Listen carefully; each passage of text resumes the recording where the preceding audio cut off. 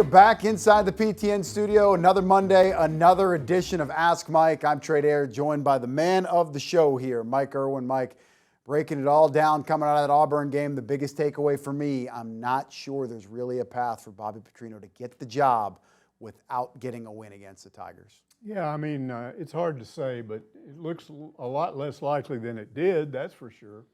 Are you surprised the game played out that way? 21-10 at the half. Well, everything really going Arkansas's way, a lot of support, and then in the fourth quarter, they just could not close the thing out. What did I tell you on the game day show?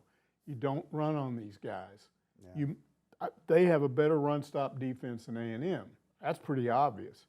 So you got to throw on them. And what did they do? They started off trying to run on them. So stubborn Bobby Petrino. That was a tremendous defense. That looked like a legit defense. Whole lot of speed. That's the best defense they've seen this year. They didn't really do anything all that complicated with Taylor Green. They kind of held their rush lanes. They put a spy on him. The spy could run. He could, to some extent, outrun Taylor Green and caused a whole lot of problems for that Arkansas offense, especially when they could not find a run game. First question here this week coming from Swamp Hog, who asked, with Brian Kelly fired at LSU and more firings probably on the way, will Arkansas have a chance to get any of the coaches they are looking at? Maybe they waited too long. I don't think they waited too long. I mean, they fired Sam Pittman in September, but you can look back and say, hey, maybe they should have did this at the end of last year. Or, there's somebody that's already out there that's not coaching. I guess you could try to wrap them up like a James Franklin. But here's the thing. Yes, it may well be in the end they don't get one of the candidates they wanted. And I've said all along, Petrino's path to keep this job could be that their viable options are gone by the end of the year. Now, I know you disagree with that, but I agree with it. I don't know how the fan base can, hey, guys, what do you want? We tried with 6 other guys. They didn't want the job. Here's what we got. Well, and if Petrino goes 1-6, an even more difficult sell. Well, they're not going to explain it that way, but that could be what they're left with. Now, here's another option. This is all I'm saying about that. Maybe instead of this going high profile, you got to get a big name guy and throw a lot of money at him. Tell me the 2 most successful hires from 2 years ago. Tell me. Kurt Signetti. Mike Elko. And Mike Elko, who was at Duke. He was doing a good job. But they're not. At the time, that was not an earth-shattering hire. No, it wasn't who A&M wanted. No, he wasn't even their first choice. They kind of went to him second after they didn't get their first choice. What I'm telling you is that hiring coaches is sometimes blind luck. Sometimes you can have an instinct, but maybe it's good, it's not. Sometimes you can hire a high-profile guy and it works out. Go back to 1958. John Barnhill looks up at Missouri and sees a guy up there that has 1 year of head coaching experience, and he's 5-4-1. And he hires him. Why? I wish Barnhill was here right now so I could ask him. But did he have any idea that the guy he hired would win 1 national championship and come within a few points of winning 2 others, would be the number 3 team in the 1960s in terms of total wins, would have 19 years as the head coach here, and then become a great athletic director? Did he know any of that, or was he just lucky? I don't know. I just know that hiring coaches is not as easy as people think. Oh, hire this guy. Well, they need to hire that guy. If you're the guy that has to make the hire, and your life depends on it, what would you do? You'd freak out. That's what you'd do because you just don't know. But they don't necessarily have to hire a big-name guy. My question is, are they thinking that way? We know, we've listed some of the candidates that they want. Summerall, Golich, Mullen at one time. James Franklin, whatever. Yeah. Franklin, all of these. But do they have a guy we don't know about that's kind of, they're looking at him and you raise up the covers and say, what's under there? Oh, that looks pretty good under there. Do they have that kind of guy in mind? I don't know. Well, more often than not, Mike, it does go that direction. When Bobby Petrino was hired in end of 2007, nobody talked about him as a candidate. It was, well, he just got to the NFL and he wouldn't want this job, right? It was a big surprise. When they hired Brett Bielema, we went through a full year of coaching candidates. He was never mentioned as a viable candidate. His name was not mentioned until the day that he was hired. Even when they hired Sam Pittman, it looked like they struck out with a ton of people. Fine, about a day before, he had a lot of support, a lot of traction. So a lot of times, you're right, it's something completely off the radar. And if the people that are doing the hiring do their job, we don't know. I just wanted to say to everybody out there that who seems to think that people like me say this is going to happen, all we can do is mention what we're hearing. That doesn't mean that what we're hearing is right. The only way I would know for sure is if I could talk to a board member, talk to the chancellor of the university directly and have them tell me these things. They don't do that. So now you're talking to somebody that claims they know what they're doing. Yeah, well, I talked to him the other day and he told me this, but do you know that's true? You don't. I'm not sure if we're going to get to this later on or not. I would think we will. It's very topical. We've been hearing the last year or two that rev share finances in college sports is going to completely change. We got Arkansas firing Sam Pittman for $6 million, and there was some speculation that maybe they couldn't find the money to do that. Penn State fires James Franklin for $50 million. LSU just fired Brian Kelly for $54 million.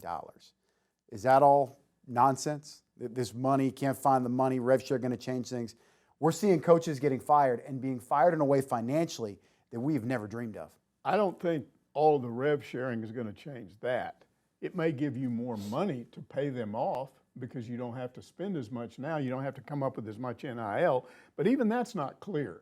I mean, I'm just telling you, anybody that tells you right now, oh yeah, rev, because Hunter Yurachek told me in a meeting that day that Petrino was announced, he said, I expect it to change in January. It'll balance more toward revenue sharing and the $20.5 million cap, and it'll all settle down. But maybe it won't. Or maybe there'll be loopholes. And people will cheat. One of the loopholes is now, or one of the complaints now is that you're going to need, you can't just take $20.5 million total, because what will happen is football and basketball will get all of it and the other sports will get none. Well, now there's a new proposal that's coming out of the House, which if passed would allow extra money to be distributed to some of these spring sports and Olympic sports and women's sports. So basically putting football on a separate budget. Yeah, but you would still have to generate that money. Now schools like Tennessee, LSU, Texas, they could get it. Sure. Could Arkansas get it? I don't know. Okay, you better figure it out. You better find the money, because the number one thing in getting coaches and getting players, it is the money. It's not all about the money, but let's not kid ourselves. It is the most important factor. Next question here coming from Just Win, who asks, is this loss on the defense? I don't think so. Petrino's offense bombed against Auburn's defense, period. The one thing I will say about that defense, and they played well, they did, but that was a bad offense, and they could not stop the run. Until they got close enough for field goals. Now, you can look at this two ways, and I've had plenty of people tell me, oh, they had too much time of possession. It put too much pressure on the offense. I'm just telling you, Bobby Petrino himself said that the problem wasn't with the defense, it was with the offense and special teams. I will say that Chris Wilson, the defensive coordinator, has done the job he was hired to do. They're never going to have the depth that they need. They're never going to have the overall talent that they need, but they've done some things to get better. Their pass defense is better. They may not be able to line up and stop you, but what if they prevented? When is the last time we've seen these big gouge plays running? Now it's more, the more you slow somebody down and and then maybe you can get them to a point where they get close to the goal line, you can stop them. All that time of possession may be important, but here's what I know. 6 field goals. If still 6 field goals are touchdowns, that's 42 points. Mm-hmm. Now it's 18 points. You've saved a lot of points there.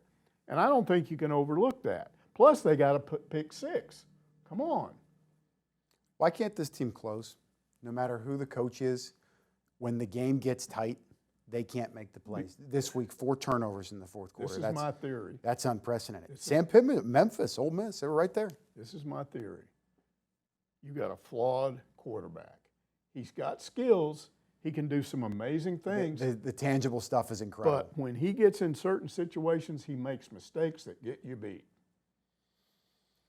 I think that happened against A&M, but against Memphis, that was Mike Washington, and against That's Ole right. Miss, It's not all. I believe that on was him. Jaylen Brown. It's not all on him. He's not the only one, but I'm telling you, he's done it a lot. Yeah, I think again, the tangible stuff. He is remarkable. The body, the speed, even the arm. But the critical interception was the one that went back for a touchdown. All that happened was Auburn showed a blitz and backed off of it. That was not an overcomplicated read, and that was a very critical error that truly changed the game. Yeah. All right, next question here coming from Razor Boo, who says, Auburn only had one offensive touchdown, made 6 field goals. Mike, you were just talking about that. This loss falls completely on the offense. The offense had no sense of urgency and 4 turnovers when it counted most. Sounds like something we were just talking about there. Yeah, well, if you had walked up to me and said Arkansas is going to hold Auburn to 1 offensive touchdown before the game, I said, well, they win the game. Well, what if I would have told you Arkansas is only going to score 17 points offensively? Well, I'm not sure I would believe that. I'm not sure I would believe they would score 3 points in the second half.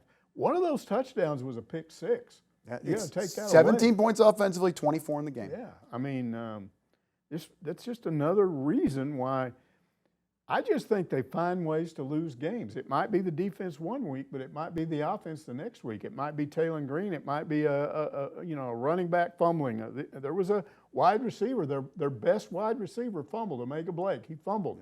If he doesn't fumble there, maybe they go down and score there, and then they win the game. I mean, you just don't know. But it's always something.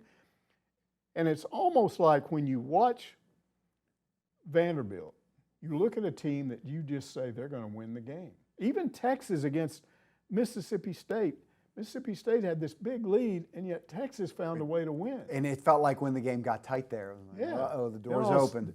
And it reminds me of what happens to Arkansas. When it gets tight, I guess we don't win. I think you made a great point there. It seems like the fan base, maybe even to a much lesser extent the team, is resigned to the fact of, here it comes. Yes, they are. What's it going to be? And this is from years with the fans. This goes back years, believe me. We've had some great moments, had some really good moments around this football team, but you are right. It seems like just far too many times they're coming up a couple plays shy, and it is Heartbreak City. It's never really given to them easily. All right. He's Mike Irwin. More Ask Mike coming up right after the break. Back here on Ask Mike, and joined as always by the one and only Mike Irwin, diving right back into your questions here. We turn it to our next question coming from Razor Alex 88, who says, I'm pretty convinced that this defense can't stop my 82-year-old grandma. I think she could run for 103 touchdowns on them. Mike, I think we'd have gotten you out there. You might have had some positive Yeah, I mean, yardage against this Arkansas listen, defense. I've talked to a lot of fans that still blame this on the defense. Again, I don't know what else to say. You're not going to take a defense that is already low on talent and then has key injuries. I mean, what a bad time to get Cam Ball hurt. And David Oakey. And then you have your backup, your number one backup D tackle is hurt, and now he's out for the year. Petrino announced that on Monday. So you're always going to be short of depth. You're short of overall talent. You just don't have the NIL money. They didn't spend the same amount of NIL money on defense that they did offense. So what do you expect a defense to do? What I expect them to do, and I think what Petrino expects them to do, is play harder than they were, which they are. Yeah, they are playing harder. And get some stops, which they're getting, and they weren't getting stops earlier. I just think they're doing as good a job as you can expect. You have to step it up on the offensive side of the ball. You have any fear that maybe the will of this team is broken? We kind of saw it coming out of the Notre Dame game, like, clearly Petrino got it back, but 3 straight and a very winnable game. Absolutely. You wonder what happens these last 4 games. Yeah, absolutely. I worry about it. I'm not there, but yes, it's what we were talking about. Even if you don't say it, is it in your head if you're a player? If you go, what's going to happen next? So yeah, it's there. I even heard Petrino say that one time. Like when he came to Arkansas, he was asked, like, "What did you doubt you can get it back on track?" He said, "Absolutely. I can't say it in the moment, but of course, you always doubt yourself. Sure. So it's natural instinct for you to question some things that are going on, in particular whenever it's not going your way." Next question here coming from a Hog 777 who wants to know, why do people expect Bob Petrino to win games with no D-line depth? Our D-line is playing about 55-plus snaps a game. That's part of what we just said. But however, look what they did with that situation. They put and he admitted it. Petrino admitted they put the offense in a position to win.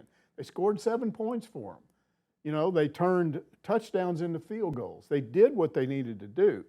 So you can say, how can he do that? But if his offense performs the way it should, yeah, that's enough. So again, don't question that. Listen to what he says, because what he's saying is it's not the defense in this game anyway. And I think the defense has been better ever since he took over. I think what he did, the best thing Petrino's done since he got hired was make the necessary changes on the defensive staff and put the right people in place to at least make some improvement. Yeah, I do think he got everybody's attention. Whenever you let go of 3 defensive coaches, that happens. I sense, though, just some body language things. He really was disappointed. He was disappointed in himself coming out of that game on Saturday. He didn't really have an answer for why they couldn't run the ball, for why the offense couldn't produce the end of the game. I think he's disappointed because he knows last week he had most of the fans on his side. Now, I don't know how far that's dropped, but it's dropped way down. If you look at the internet, and that's all I've got. I can't go out and tap into every guy walking around out there. We talked about this a lot last week, that, hey, he's got a lot of support. He's building some momentum. Don't lose to Auburn. Yeah, you can't do that. You can't do that, and then you've got to win this week. I mean, it's not over. They're still bowl eligible at this point. You got to win every game left, and that looked to be tough. But look, I mean, when they play LSU for the boot, that's 2 interim head coaches going against each other. Maybe that's not as tough as it was. Even Texas, maybe they look beatable now. Missouri at home. Missouri, that's going. In my opinion, that's their toughest game left. Look, Missouri is good. I'm telling you, they're better than you are right now. Yeah, doesn't mean you can't win the game, but they're better. I think they're the best team left on the schedule. I think they're better than Texas. I think they're better than LSU. I don't particularly like Drinkwitz, but I can't deny that he's got a really good team. And he could end up with a really good job when this season is over. I still think they could go to the playoffs. He's got not a really good job. He's got a good job now.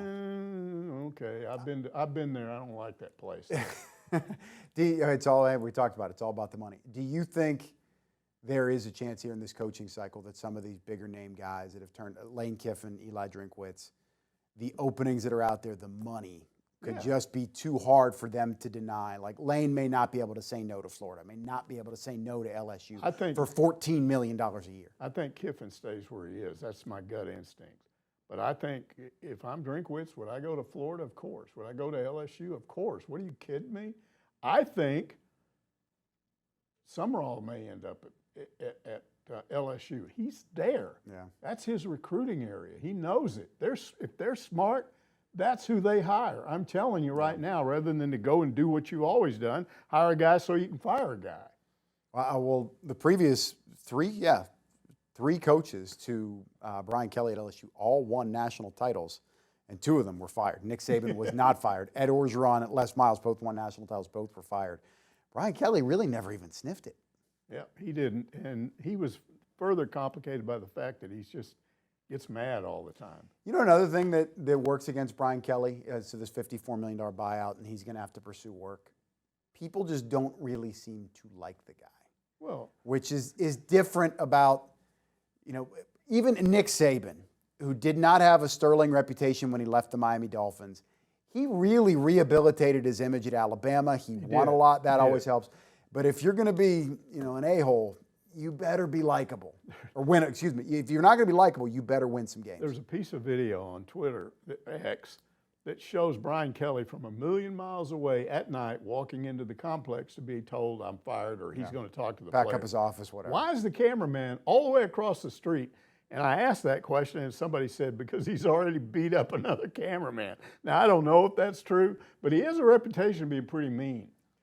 Yeah, you can look at it on the internet. There was an unfortunate incident with a cameraman. I hope that's not what at Notre Dame. I hope that's not what somebody's alluding to. What did he do to the guy? I didn't see it. Don't even want to bring it up. I'm speculating. We'll talk about it after the break. It was a very terrible accident. So I hope that's not what it's alluding to.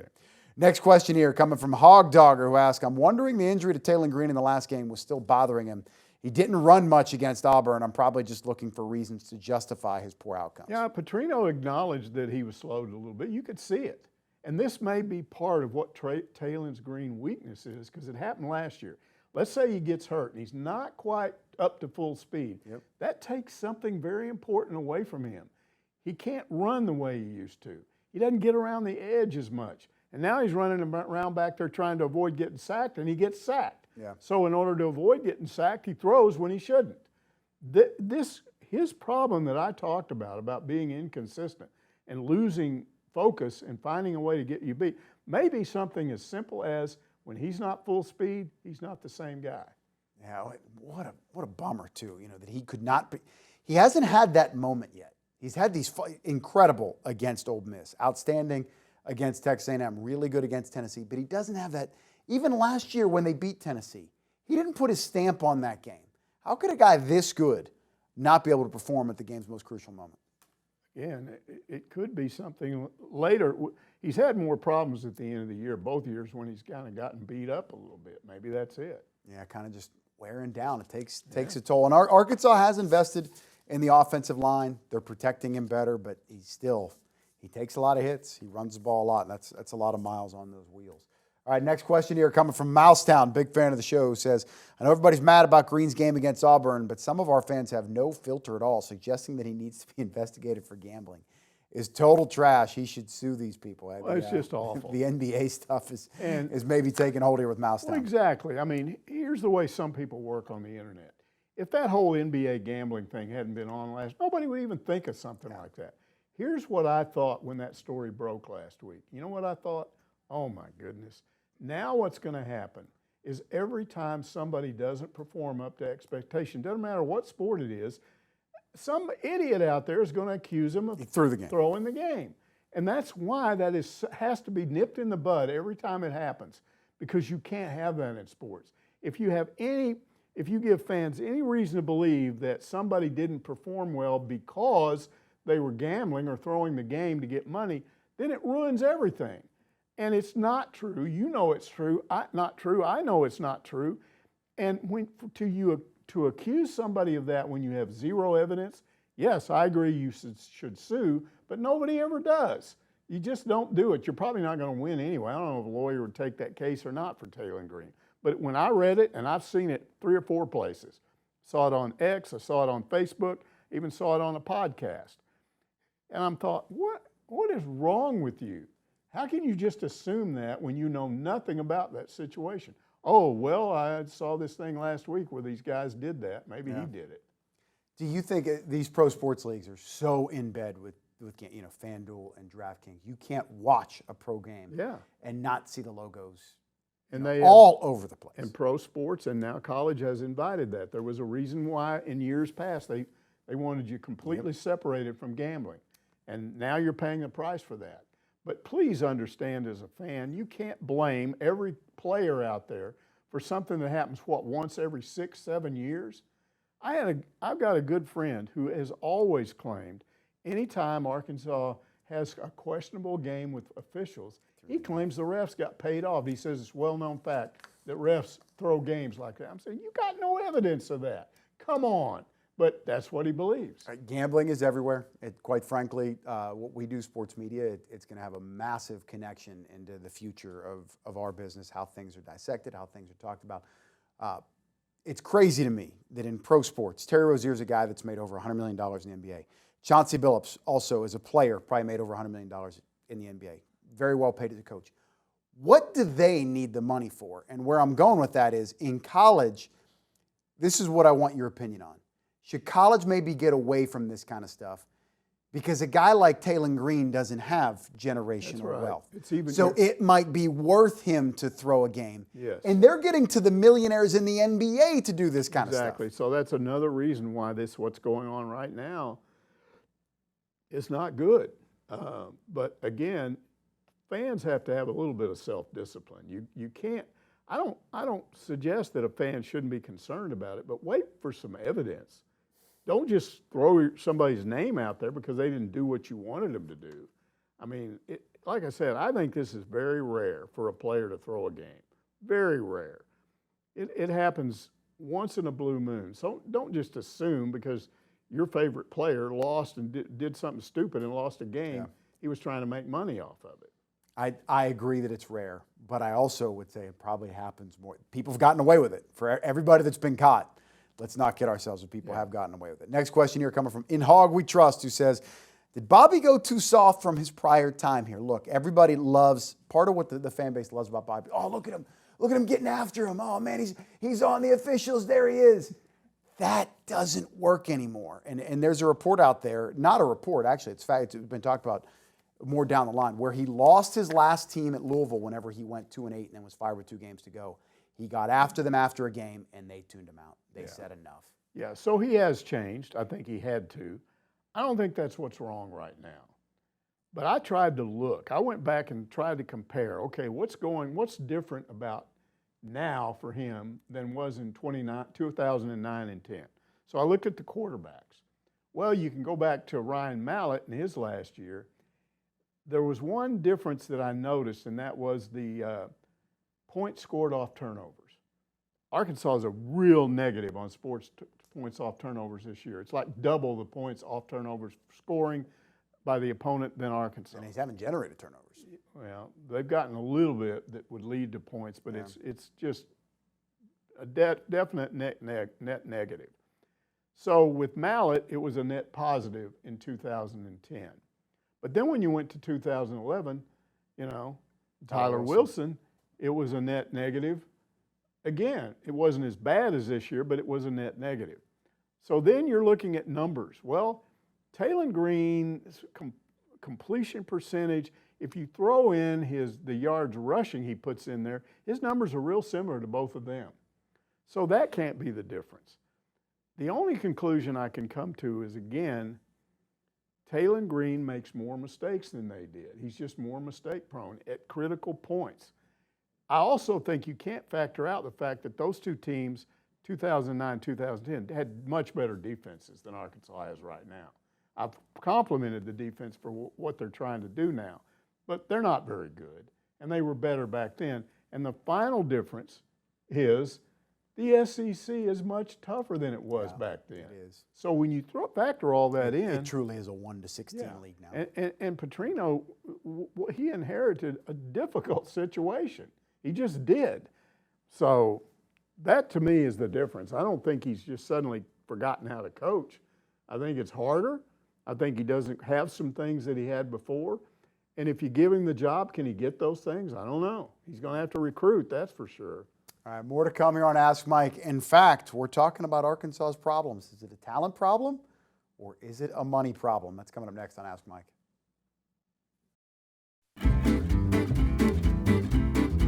Back here on Ask Mike and breaking it all down with Mike Irwin, talking about everything coming out of the Auburn game as the Razorbacks have now dropped 6 straight games. Next question here coming our way.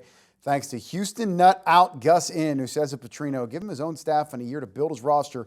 He inherited this mess and is doing as well as anyone could in putting them in positions to win. Here's what I don't like about that, because he's suggesting you give him the job for a year and make him an interim for a whole year, and that's been done before. You can't recruit like that. Who would come here not knowing if the guy you signed with is going to be there beyond a year? So it may sound good. I mean, I can think of benefits to it. You give him a whole year to get his own staff and his own players, it might be totally different. But then, to me, if you're going to do that, you just give him a standard contract so that he knows that he can go out and recruit players, and they're not going to say, oh, yeah, this guy's going to be gone before I go there for 1 year, and that may be it. I may have to go somewhere else. Yeah, it just brings me back to this. What has really changed? So the Notre Dame game, it came off the rails. I mean, now Bobby even has a bad loss. The Auburn game, that was a bad loss. Pittman was close. Petrino's close. What's really changed? Well, not much when you come to win losses. I think the defense is better. I think the effort is better. But I think maybe you could argue that when you gave Petrino the head coaching duties, all the extra stuff he's having to do now, it's taken away from his offensive ability. I mean, could be. Especially when you fire 3 defensive coaches, you can be stretched a little thing, and everything accountability-wise, it always falls on the head coach. I don't know how much of his time is taken away from offense now. That's why he named an offensive coordinator and said he'll be in the meetings when I can't be.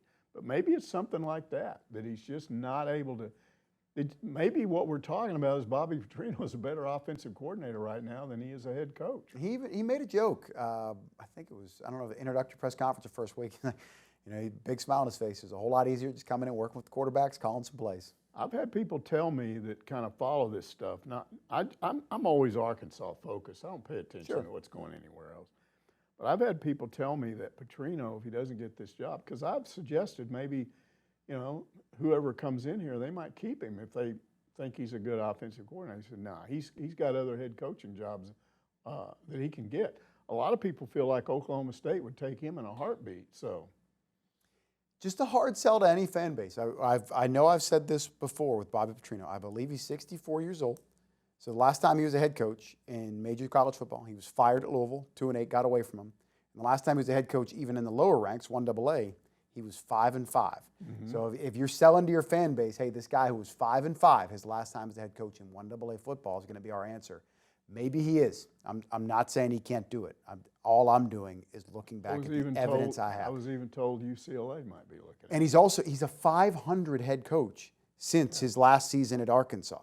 You're gonna give a guy $6, $7, $8 million, 64 years old to be the answer. And I don't know. I don't know if his style and who he is, if that still works in college football. Maybe it does.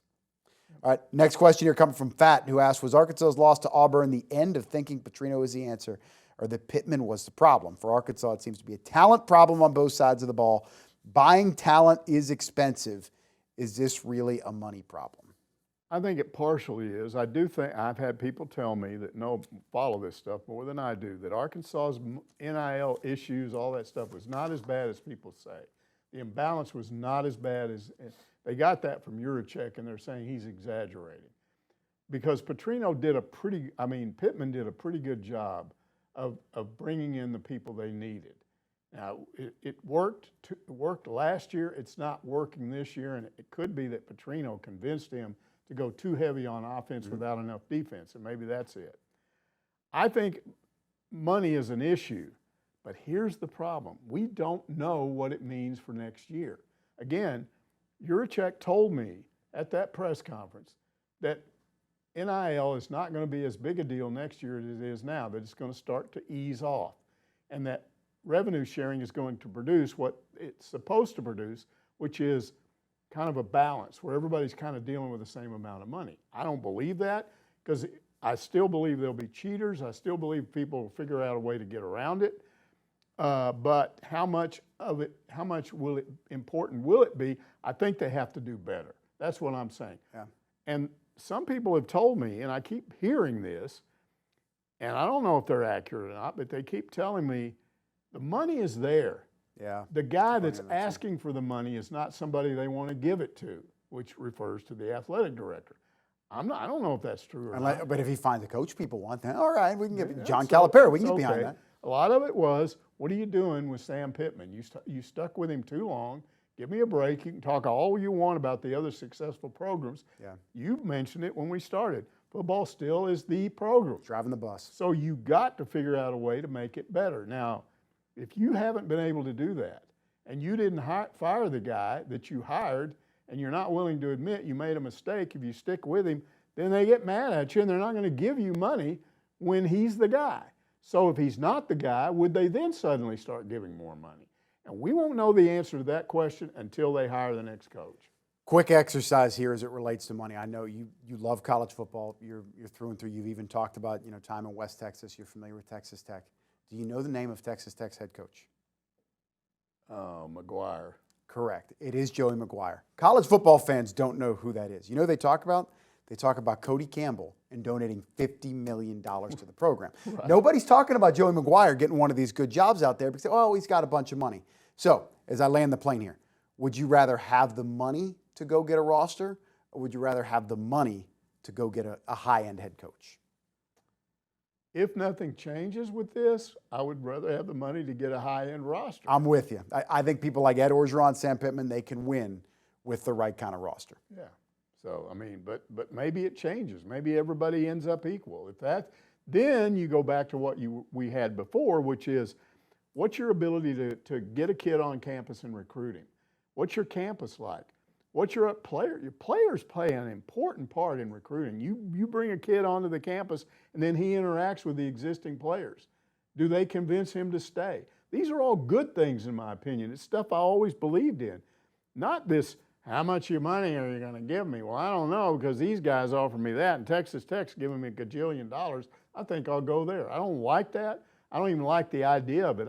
I would be the kind of guy, never had the ability to do this, but let's say I did. I would go where I wanted to go. I wouldn't go for money. I'm just telling you, because I'm a person that believes in certain schools. If I was a kid growing up and when I got out of high school, if Texas Tech had offered me, I would have gone there because that was my school. Now, if Frank Broyles had come in to recruit me, I think Frank could have won me over. Maybe I could have been swayed. Oh, that guy could. I'm telling you, he could recruit. I'd be going, I'm sorry, Tech. Frank's coming along. I may go to Arkansas now. Yep. But it would be something like that. It wouldn't be, how much money are you going to give me? When people say it's not about the money, usually all that means is they didn't offer me enough. I heard you probably heard this too. Nick Saban had a moment with his wife where they're the evolution of college football. They're recruiting kids or bringing them into their home, they're entertaining them, and his wife says, "What are you doing? Why are we doing this for?" And he said, "Well, what do you mean?" So, these parents used to come into our home and they said, "Well, what are you going to do for my son? How are you going to make him a man? What's his future going to be like?" Right. Now all they want to know is how much are you going to pay him. And that's terrible. That's one of the things I like about Cal. Now, Cal still, needs the money to And pay. he making $8.5 million a year. Yes, but he always talks about, I want them to come here, get a degree, and then get to the NBA if I can. But I want them to go to college and get something out of it. Don't just come in here to play. And I like hearing that. Easier said than done. Easier said than done whenever there's big-time paychecks out there floating around. Next question here coming from Marty Bird's Proxy, who wants to know, does Hunter Yurachek survive with the gaffes, real or perceived, of the stadium sponsorship and the NIL company and the meltdown of the football program? Is he dead man walking? Well, I don't know. I can only tell people what I hear. Okay, and I've said this before. I heard weeks ago that he had until, at the latest, December 2nd, and then if he didn't find a job by then, he wouldn't be here. I don't know if that's right or not. The people that, two different people told me that say they know board members. Well, I don't see them talking with board members. I'm not in a restaurant. There they are, talking to a board member. No board member has told me that directly. The chancellor hasn't told me that. If I heard, if Chancellor Robinson told me, yeah, we're going to get rid of this guy on December 2nd, then I'd believe it. Yeah. But you don't have that. So that's one of the things that's out there. Another rumor is that he's going to be gone this week because they want a guy that won't come here as long as he's the AD, so they'll get rid of him and then this guy will come here. But that sounds weird to me. I don't know. I'm not buying that. The person that told me that is not a dummy. He's somebody that I know who's had a reputation of being right, but he might not be right about this. Yeah, everybody's got an opinion, and influential people want to believe that their opinion is more valuable than somebody else's. It doesn't even necessarily mean they're wrong. It's just how they feel. They can be wrong. Sure can be. I keep telling the story when I got here, and I found out that Orville Henry's source for almost everything he wrote was Frank Broyles. Was the athletic director. How do you beat that? You got the AD and the head coach, and he was a head coach for a while after I got here, and then the AD. How could you be wrong if he told you? He knows everything, right? Well, Orville wrote a big column one Saturday. I saw it, opened the newspaper, there it is. Ken Hatfield is fired. And I'm going, well, if Orville said it, it's going to happen. It didn't happen. Frank was wrong. The president or somebody shot it down. Yeah, president the chancellor of the university said, no, you can't fire him. And so that was a big shock. Yeah. But even Orville could be wrong. Even when Frank was the source, you can never be 100% sure of something until it happens. Yeah. Nothing is for certain until it's a certainty. All right, more coming up with Mike Irwin after a quick timeout.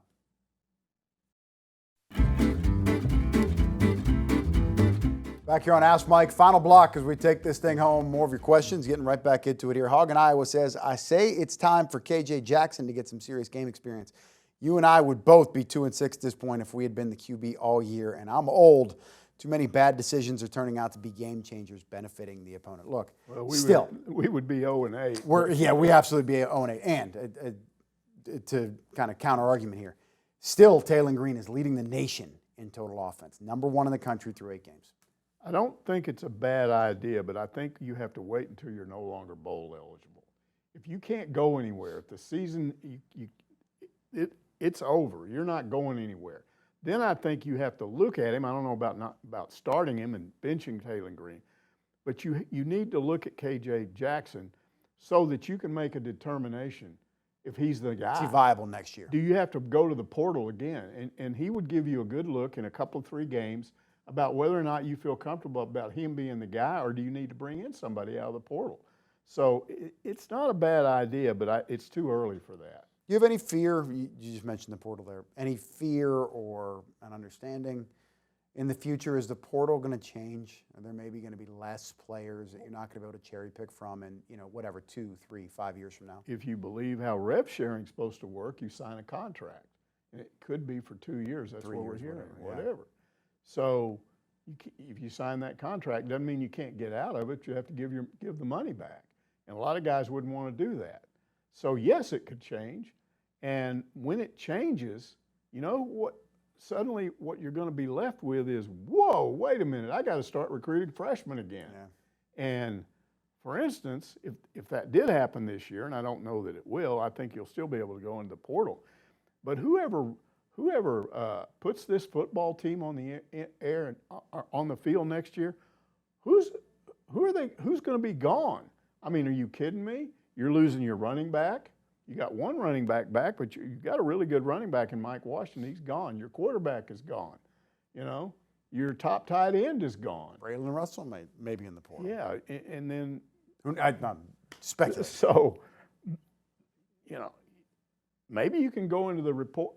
Hopefully, the portal. Look at I'll tell you who's going to be in a world of hurt if you can't use the portal like you do now is Cal. Now, Cal's he's already said, I'm going back to recruiting freshmen.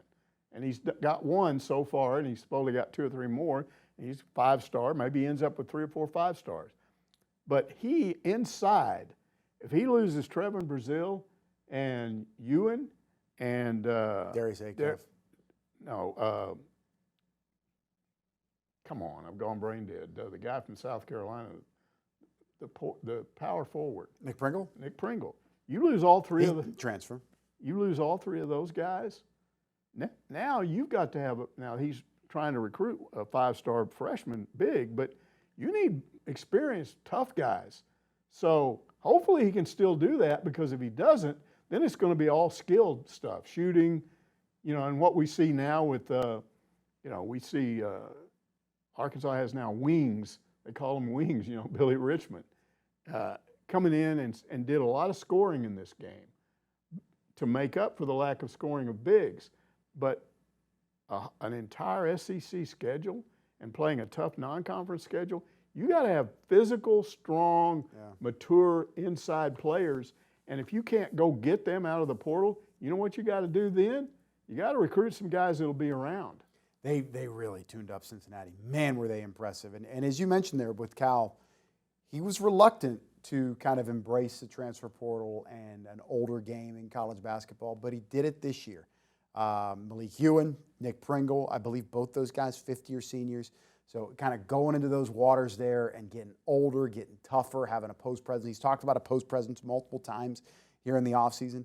Maybe they found that, and then you also supplement that with Malik Thomas and Darius Acuff, who both looked incredible. I believe now this portion of the program we are going to turn over to basketball a bit here. Ty Hogg up next, who says, we are a basketball school. We had both products, football and basketball, on display. One takes a good team and beats them like a drum. The other product took a bad team and played worse than the bad team. Here's my aside to this. Just because your basketball team is better than your football team doesn't make you a basketball school. At Kentucky, if they go, to the college football playoff and the basketball team is one and done in the tournament, they're not all of a sudden a football school. This is a football school. People care about football. They would trade the success in baseball and basketball to be a good football school. Here's where I see this going right now. Doesn't look like Arkansas is going to a bowl game. Last year they went to a bowl game. What problems did we mention about basketball last year in November and December? There was these ridiculously poor crowds in Bud Walton Arena, 5,000 and 6,000 people, and we're going, Cal's here. Yeah, they're paying a coach the highest in the country, preseason top 25. What's going on? And they give all these excuses. Oh, the weather was bad. It was late. There was traffic. And it was all baloney. I think what was going on is people were still thinking about football because you're going to a bowl game, and they did go to a bowl game in December. If there's no bowl game this year, and it sure doesn't look like there is, what I'm predicting is more people will be in Bud Walton Arena now. Now they will go, okay, it's time to shift to basketball. Because once they do shift to basketball, then the crowds are there. So maybe it happens earlier because of the bad football team. But I agree with you, as long as you've got a good football team at this school, You're not going to see big basketball crowds at the end of the, November, December. You won't see them until football is over and you get into SEC play. Totally different. I've been thinking about this for years, and I think they have talked about it. If they're really good, they're going to fill up Bud Walton Arena. Is it time for a facelift there? Are they going to maybe make it a little more intimate, a little bit smaller? Because most of these new buildings are like 11 to 13, 14,000. What's BWA in the 17s? No, it's 19.5. 19, wow. And I want them to keep it at 19.5 because you need it for big games. No, they're not going to be 19.5 or 20,000 for most games. But when you have a big team coming in that's number 1 and you're number 12 or something, there's no place like Bud Walton Arena when it's full. The atmosphere in that place is unbelievable. So Yurachek does have a plan to reduce it to about 17,000. More luxury suites, more concourse Yeah, space, and he's already done some things that are weird, like taking Chuck Barrett and Coach Z and sticking them over there on a platform on the south side. I mean, are you kidding me? First of all, if you're listening on the radio and you're sitting there and a referee comes over to discuss a review and you're trying to decide if a guy gets kicked out of the game or not, and so they're looking at the review. If you're sitting right there, you can tell the audience what's going to happen by listening to them. How can you do that on the other side of the floor? You can't. And you're doing that so you can sell a few high-dollar seats to more boosters? I mean, he's taken the media workroom, which, by the way, I helped design that thing. Frank Burrows brought me in when the architect was designing Bud Walton Arena, and they had a big layout of the floor plan. And he said, okay, this area right here is for the media. He said, part of it has to be for a press conference room, and the other has to be for a media workroom. How do you want that designed? And the architect had the press conference room much bigger. I said, no, make it the other way around. You can stick people and stick cameras up everywhere in a press conference, but people need an area to work. And so they made it, and it's functional, and you walk right out of one and into the press conference. Yep. Now you're moved down the hall, down the tunnel, and into this thing that used to be the weight room, and now the media's in there, and he's turned that into an area for fans. No, what are you doing? It's just some of the ideas that he's got, because here's the thing. I was talking about I would just like to know where that money's going. Well, so if you're charging $1,000 for a seat because you moved Chuck Barrett and Matt Zimmer, what's that money being used for now? Well, it's to make up for what they apparently don't have, because you can't get enough money from boosters, and you can't get enough NIL money and rev sharing money. You got to get it from charging money for tickets, and that's why people are complaining. They've moved season ticket holders. They've done all. Here's what Frank would never do. Frank never messed with the fans because they were important, and he didn't mess with media because he knew they were important. They get the message to the fans. Well, that's right. Frank told me one time, because I asked him, what's your opinion of the media? And he says, what do you charge at your television station for a 30-second ad? And I said, well, I don't know. I guess they get some decent money out of it. And he said, guess what?